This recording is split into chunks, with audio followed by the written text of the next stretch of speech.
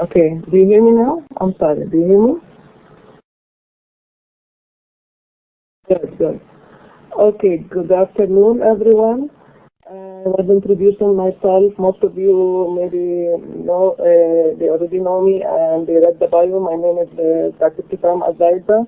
I work here at the Fishler School of Education as a web developer and adjunct faculty. And I am happy to participate on the International Education Week. This is an opportunity for me to share my experience in higher education and where I come from. And so you want to learn a lot about my background and how um, women roles in higher education in the Middle East before and now.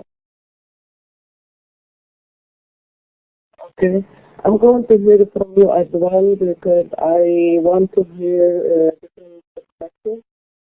The agenda for today is where am I from and the culture, little overview about my culture, the higher education in Palestine, which is my country, and what is Palestinian women who 30 years ago, and what is the misconception that I have seen when I came to the United States of America about Arab women.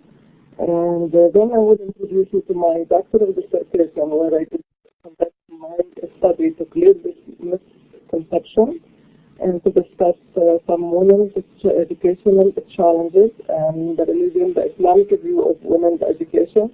What is the effect of distance education on women, and where is the women stand as of today, the Palestinian women?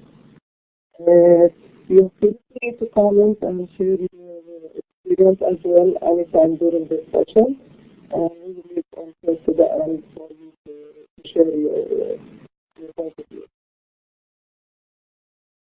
Okay.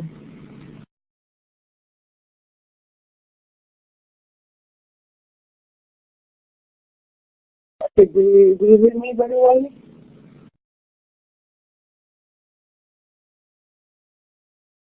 Okay, please,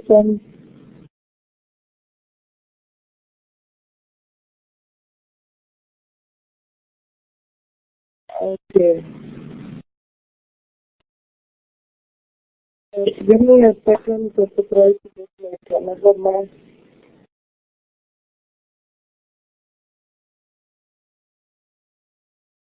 Just 1 second.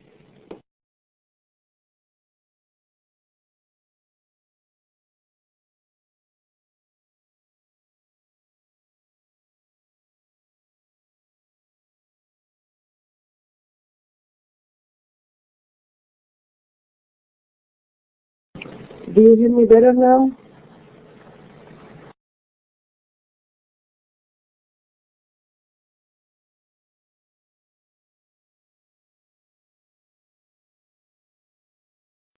Good.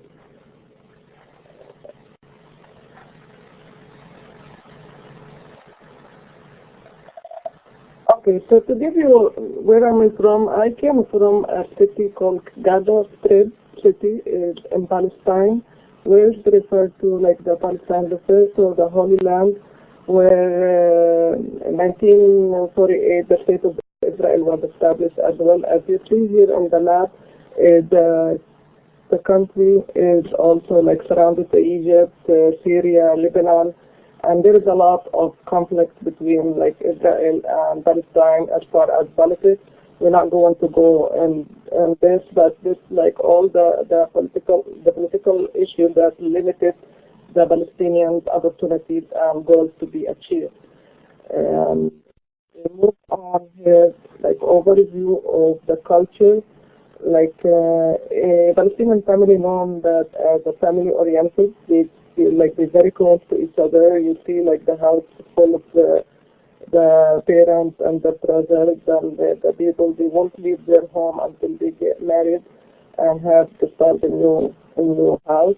The language, Arabic, and the religions over there is mostly Islam. There is a lot also Christianity. The holidays, the main holidays over in back home is on Friday, and the economy is mostly based on agriculture. The marriage actually it used to be at for women. We're talking about the marriages for women. It used to be at early age, and like I came from a big family where most of my sisters actually they get married before they complete high school. But at this time, as of today, people the average age for women to get married is like 22 to 25. We're going to talk more about this. Just give me 1 second.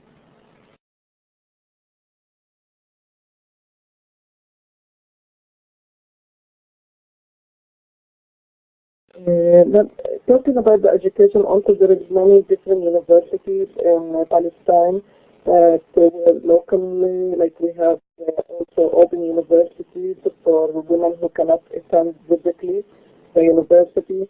Most of the families who have the funds to send their boys actually outside of the country to obtain education, they mostly travel to Egypt, to Cairo, to get their bachelor's degrees from there. But the majority of women in Palestine, they obtain their higher education locally.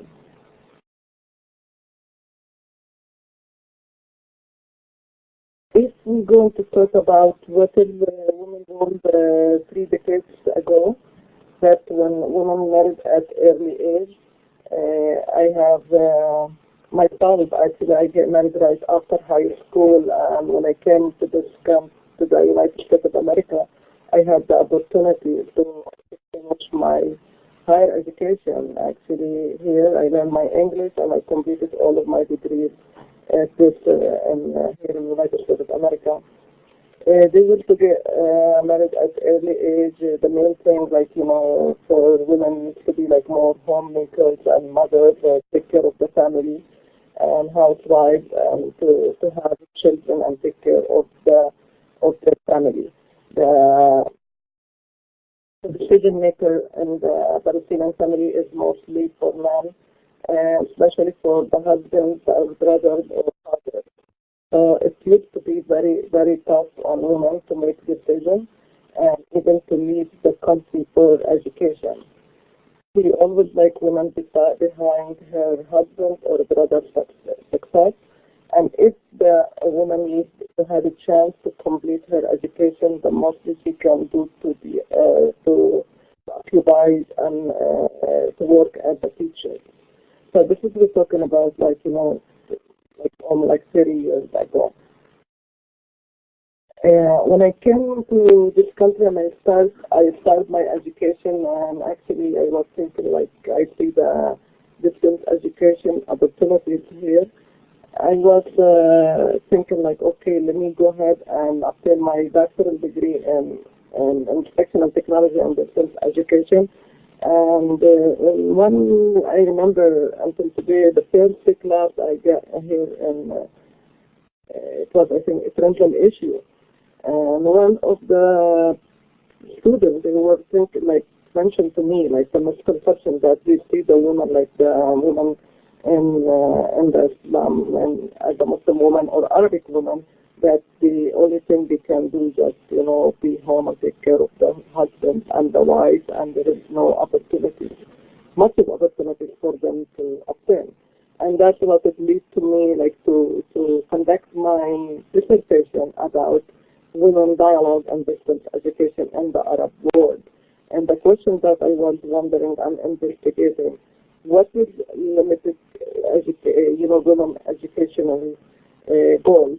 Is it the religion? And of course, my religion is not because the first word cited in the Quran, it was learn. So nothing to stop neither female or male of obtaining education. If we want to consider the politics and the politics over there, of course it is, but it's not only for male, for female and women. It's politics, it affects both genders, so we cannot just put this limitation on the politics. And the culture and the society. Yeah, so I was wondering, those are the questions I investigate. during my dissertation to find out what is, the real issue of limiting women opportunities to obtain higher education.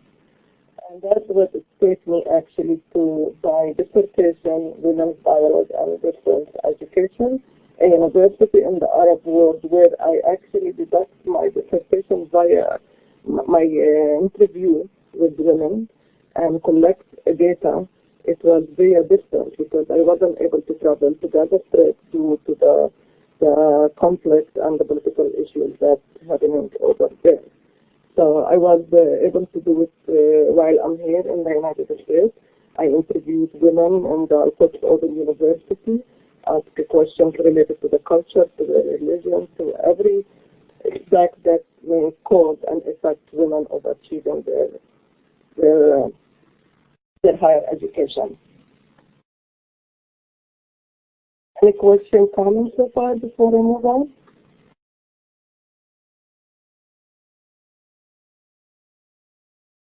Okay. Happy face, please.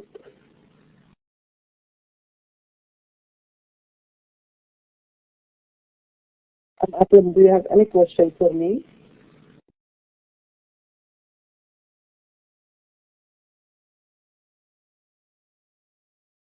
I will release the microphone. Okay.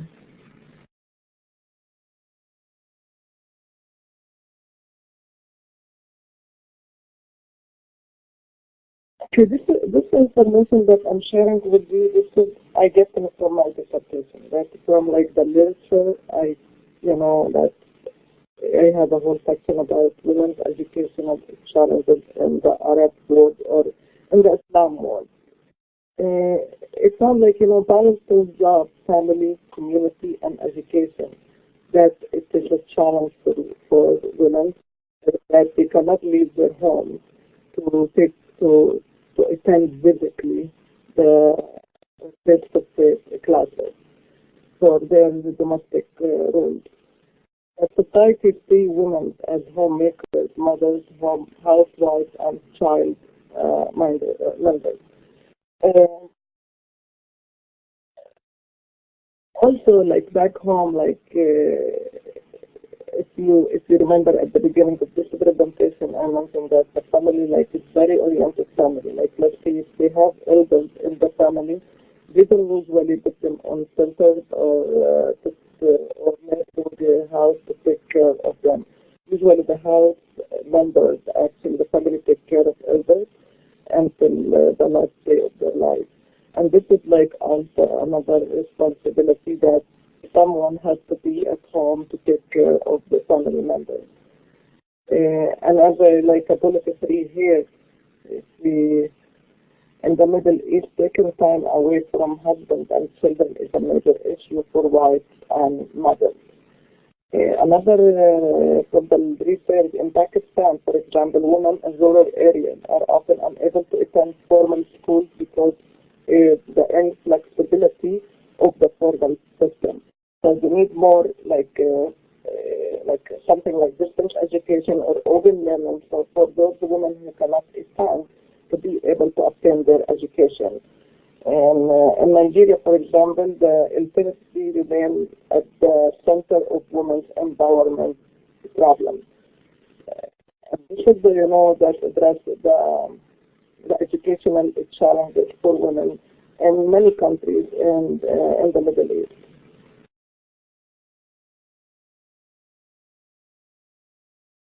I hope I was also to investigate the Islamic view of women education. Even though I know, as a Muslim and I read my Quran, I know that Islamic supports education, but I went to the literature just to make sure to support my point that Islam supports education for males and females. For example, Iranian women have shown impressive educational achievement. And when we talk about Iranian women, that's the most countries that really involve religion. So Iranian women have shown that educational achievement, the literacy rate for women in Iran is 68.7 as of 2003. So I'm sure that it increased. And also, I want to take this opportunity to share a personal experience when I was invited to present in Saudi Arabia in 2009 and at a conference over there. It was to me it's a culture shock to me as well, because I see, like, when we did the presentation, they were like two different conferences, one for men and one for women. You can see men presented, and that they will see women, they will hear us the presenters, but they cannot see us. But I was impressed for almost the whole conference ballroom, they were full of females, all have like a doctoral degree. They all well educated, and that by itself, that's telling me nothing to do with the religion. There is Muslim countries such as Indonesia, China, and some Arab Islamic governments make good use of education, and this based on the literature I found during my study.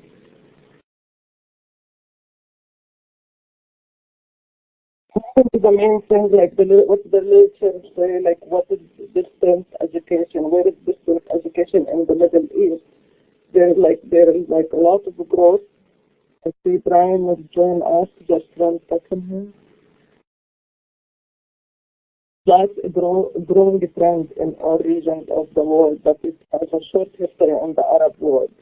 I know, also, I've been collaborating with the university in United Arab Emirates. It's called Hamdan bin Mohammed University, where they actually provide blended approach in education for women and men, like who cannot attend full-time face-to-face.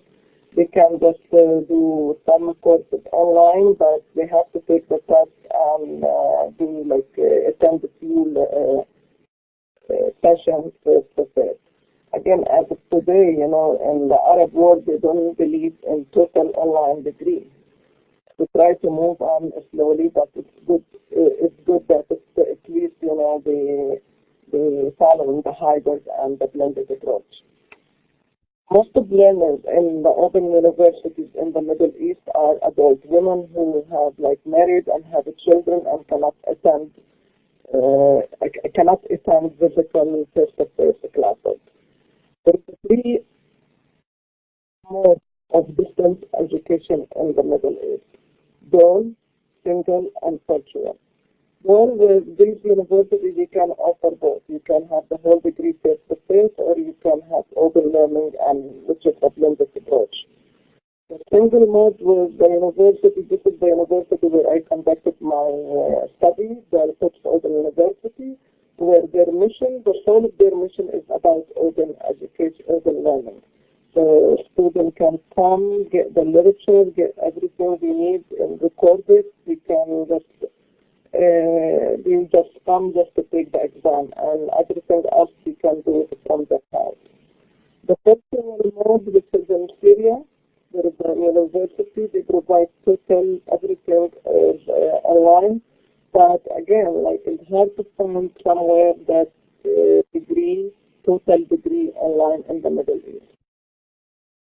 I know that, since the innovation of distance education, it is a potential solution for women, and it is like a huge difference and a huge impact in their empowerment, flexibility.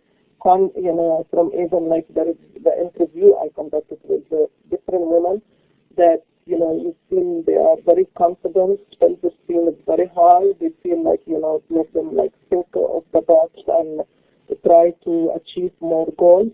And distance education opened the doors for these women to obtain and achieve their goals.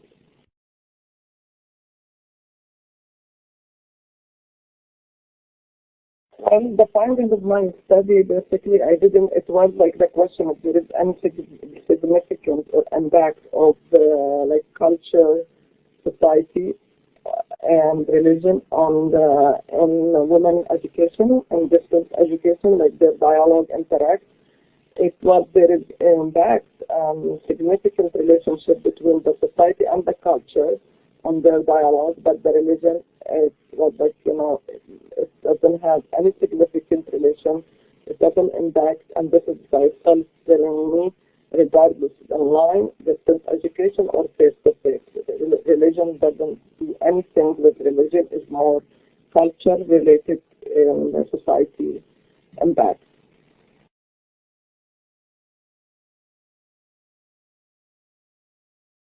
Here I share with you like three different codes I'm going to share with you from my dissertation. And this is one of the girls when she responded to one of my questions.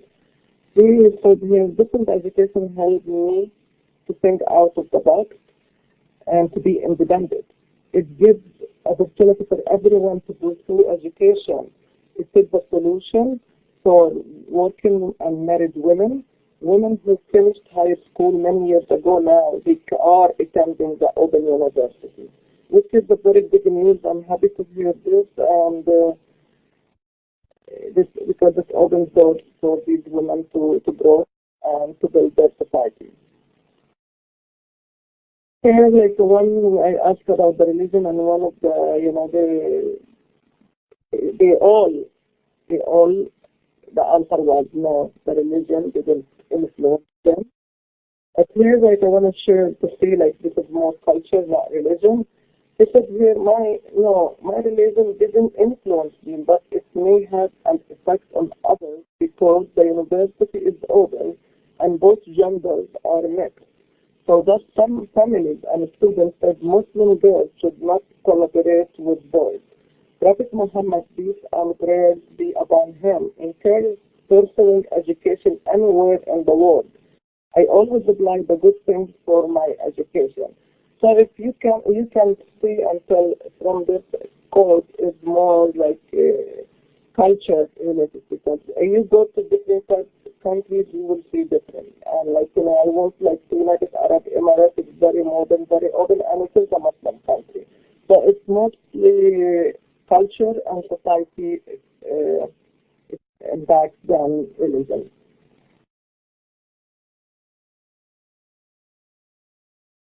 Here another one, my society didn't influence my involvement in this program. My society provides varieties of opportunities for women to pursue their education in any major. I prefer and focus on the university because the university has freedom and flexibility. Each individual can maintain his or her schedule based on her or his situation. Again, in the society more than anything else. And I think as of today, you see women, and I haven't been in Gaza Strip since 2005, but I feel like in the phone, like talking, like I'm always with my family, and I see, like married women, like they back to school to obtain their bachelor degree. They went back to school. The marriage age had increased, like more like the woman is older now, like 22, 23, even 25. I remember 30 years ago, in the 20s, I get 10, 24 years old, her chance to get married was very minimal. Now, like, it's funny that men now, they will go and ask a girl for marriage unless she have a degree or have a job to help them with their, with the family and to provide, like, financial assistance to the family. And this is the case now back home. They've been like, balancing between the domestic roles and attaining education.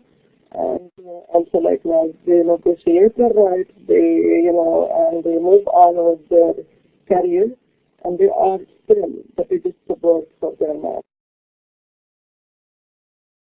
Palestinian women today, like you can see it like not besides teachers, they are like doctors, business women, they work in banks, they work in companies, they are a minister, and of course the most important mothers, and they also, on top of all this, they take care of their family. This is my experience, and I'm glad that I had the opportunity to share it with you. And I will leave the floor to you for you have any comments, a question, and I would love to hear from you to share your experience also how women's role in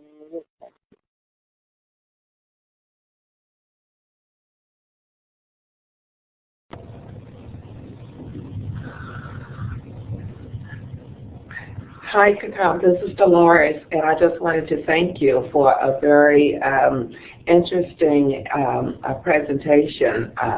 There's a lot to be learned from your presentation and from the international perspective. So I want to thank you for doing that. And I also wanted to ask you, what did you yourself encounter as what you would look at as the biggest obstacle in front of you as you pursued your doctoral degree?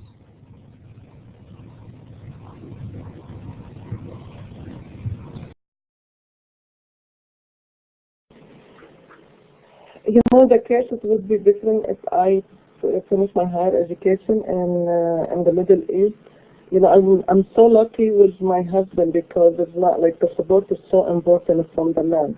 And my husband was such a supportive, I've been going to school for 16 years. I just finished my doctoral degree with 4 children with the support with my husband 3 years ago. If I didn't see the support from him, I wouldn't be able to make it by myself. But that's the support one thing, and the motivation, the self-motivation, and the commitment that we can do it, women can do it.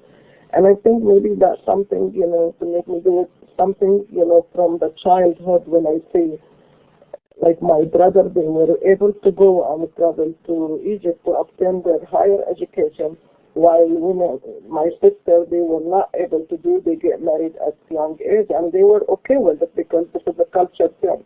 But I was always want to be to finish my education because I don't see, we support each other, men and women have the right, the same thing. If in my religion didn't say anything about, the big education relate to women and men, I don't see why women cannot have the opportunity to obtain their higher education. And believe me, it is more important, I see as a mother, it is more important for the mother to be more educated than the man for her kids to set up a model for her kids because we spend more time with our children. So if the mother is not educated, I don't know, I wonder how much challenges she will have to deliver this to her children. Thank you. Thank you.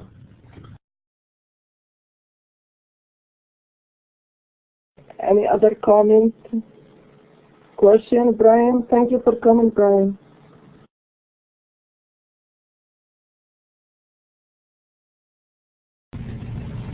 I would like to say thank you because there are many things that we have to learn, and one part that I really appreciate from your presentation is that we need to work with the misconceptions. We need to keep working with that in all the different groups that we have in our society. So thank you very much. No, thank you, and I really I'm lucky and fortunate to be in the United States of America to have this opportunity, and it was a good feeling when I finished the first course in my doctoral program that the students, they were sending me the emails from my cohort to say thank you very much for clear the misconception about your country and your background, because sometimes the media didn't give a clear picture of what we have back home. Thank you for having me today with you.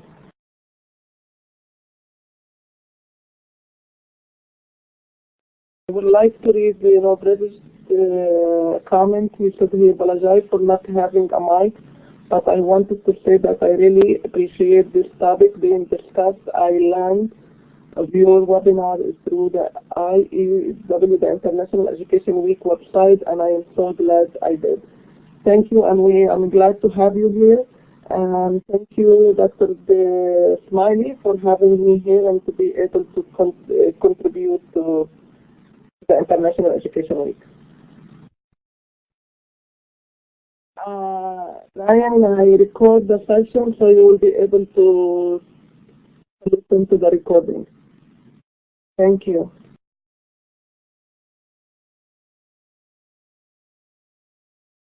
Also, one last comment. If you want to look through my dissertation, you can just go ahead and to my website at azaiza.com. I have links to my dissertation. So feel free. Azaiza.com. I type it here, and I have a big link. It's like about my dissertation. You can just go and read all the interviews. I did like two methodology, qualitative and quantitative, and I translate all the survey in Arabic for the student, mail it, send it over there, and then it was mailed back to me. So it was the most experience that I had during my doctorate degree when I was opening all these envelopes and collecting data. Thank you all. Khitam, did you? I don't know if I missed it. Did you say that you would make the PowerPoint available to anyone who wants to have a copy? If you want the PowerPoint, I'd be more than happy to send it to you. And email it to, and then we can email it to the audience. But I was thinking, like, if anyone who's interested in looking at my dissertation, I have it on my website, azaiza.com, and there is a link for the whole dissertation if you're interested in looking at it. Thank you so much. I appreciate it. Okay, so I think we finished, like we have like 20 minutes. If you want to, you can share. Like if you have anything to share about the back, which I didn't introduce it, we can see your background or your back home, or if you maybe have any experience to share with us about women roles in different countries. I would love to hear about that.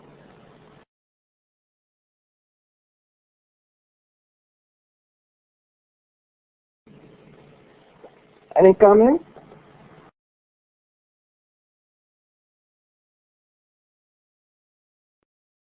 Okay, if you don't have anything for me, so we will call it early. Once again, thank you very much for joining us in our International Education Week, and good luck. Take care.